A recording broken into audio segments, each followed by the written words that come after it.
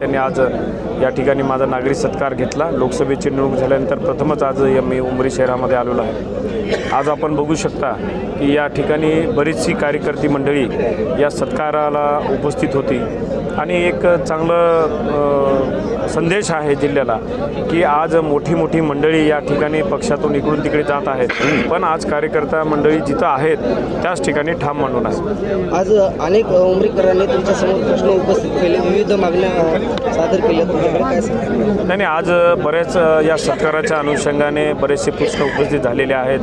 त्या ठिकाणी प्रामुख्याने गोरठ्याचा जे ओव्हरब्रिजचा प्रश्न आहे, आज शेतकऱ्यांच्या सुविधेबद्दल जी मार्केट कमिटीच्या निमित्तानं जे प्रश्न उपस्थित झाले आहेत, निश्चितच येणाऱ्या काळामध्ये मी असेल, उमरी तालुक्यात आमचे शिरीष भाऊजी गोरठेकर साहेब असतील, शिवसेना असेल आणि सर्व आम्ही कार्यकर्ते मिळून या ठिकाणी उमरी तालुक्याला एक नवीन विकासाचं विजन तयार करण्यासंदर्भात आम्ही धोरण आखणार आहोत।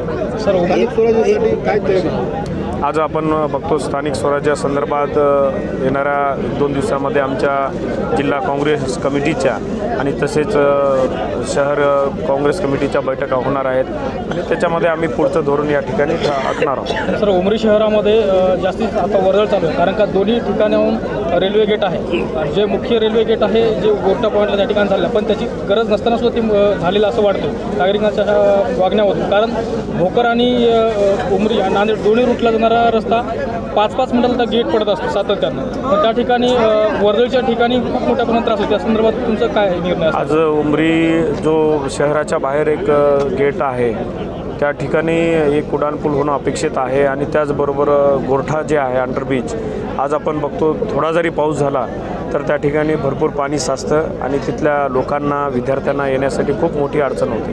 तर येणाऱ्या काळामध्ये उमरी गेट असेल किंवा रेल्वे आपलं गोरठाच्या तिथलं उड्डाणपूल असेल, येणाऱ्या काळामध्ये संसदेमध्ये मी मागणी करून त्या अनुषंगाने त्याचा पाठपुरावा करणार।